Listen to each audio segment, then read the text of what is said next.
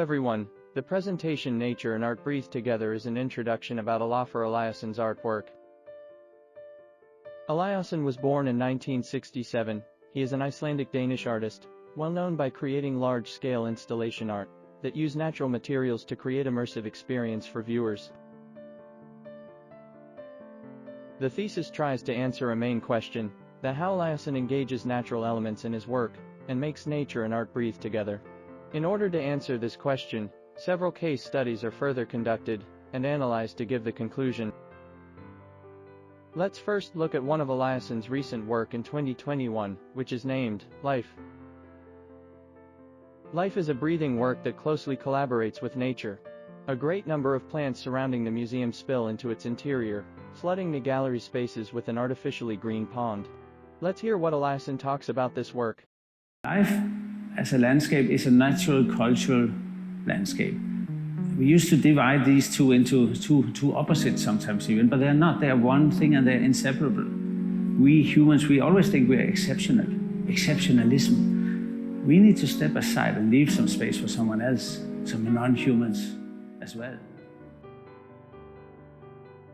Life is an 24-hour open exhibition, which means this landscape also opens at night. The water appears fluoresces at night, an effect achieved through a combination of ultraviolet light and a fluorescent dye in the water, which is known as anine.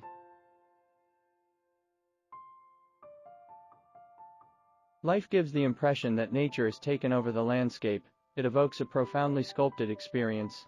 Eliasson sees the artwork as a natural cultural landscape for humans and non-humans alike, leading viewers to expand their perception of nature and envision a future of peaceful coexistence.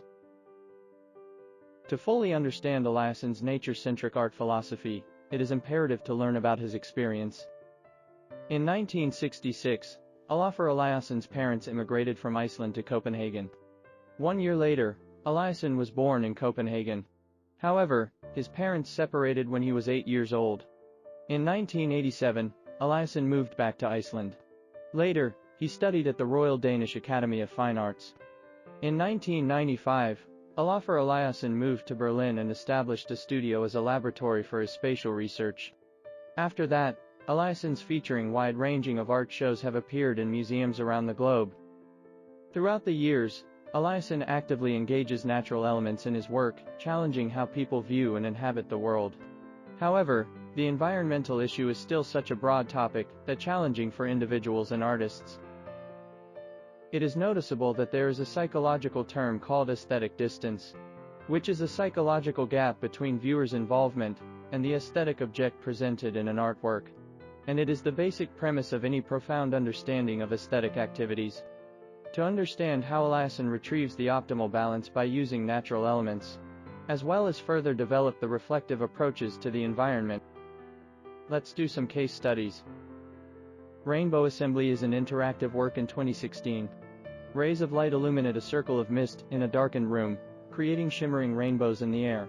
Approaching the rainbows, viewers could discover the machinery that produces them, rings of sprinklers and spotlights on the ceiling.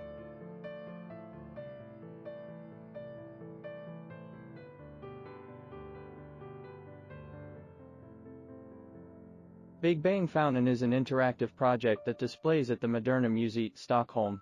This art piece is a small, dyed blue water fountain installed in the center of a completely dark space, illuminated by a flash of a strobe light. The strobe light catches every burst at T. Specific moment between upwards and downwards, freezing them, and the globular image before they are pulled down by gravity. Viewers can hear water despite that to realize the movements of water, in a series of abstract forms. In these two projects, natural elements first work as dialogues and bridges between viewers and artworks. People have an instinctive intimacy, curiosity, and interest towards nature. This kind of attraction can be described as flow with an intrinsic motivation, an active engagement that usually be driven by individuals within interests, enjoyment, core values, and inherent satisfaction. Besides, ambient support plays a crucial role in Eliasson's projects. By transforming raw materials into unique environments, Eliasson provides multisensory and immersive experiences that unfold with senses over time rather than pure visual presence. As a result, the holistic sensation is constructed and makes people feel that they act with total involvement. Now, let's look into another Eliasson's artwork, The Weather Project, in which Eliasson attempts to bring a portion of London into the museum building, and wished that the viewer would carry the artwork back to the city by way of the experience afforded.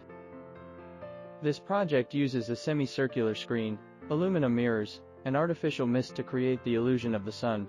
The sun was completed in a full circle, by half mirror reflection and half projection, symbolizing the mix of reality and illusion. As the mist increased, the air became a fuzzy medium, and the yellow sun above the front emanated diffuse light. More than 2 million visitors basked in the sun's artificial glow. They lay on the ground, look at the mirror, appreciate and interact with the constructed environment. Nature phenomenon works as a cultural symbol that linked viewers with the art piece in the Weather Project. Eliasson found that London's weather was particularly dynamic. It snowed the day before and it could be sunny the next day.